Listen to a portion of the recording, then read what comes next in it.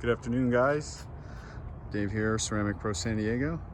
Just finished up with this 2020 Mazda Miata. I did just a basic clay polish on it. Primarily came in for some paint protection film on the front end, just to help with those stone chips on the white car.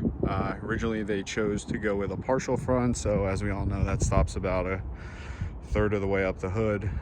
Disadvantage to that, on a white car, you end up with like a dirty line over time.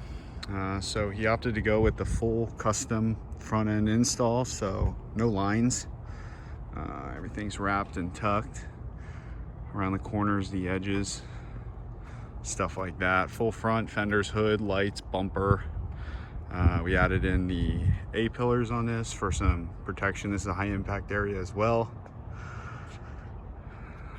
Mirrors, one shot, door cup area. So now this one's protected, with the stone chips and all that stuff.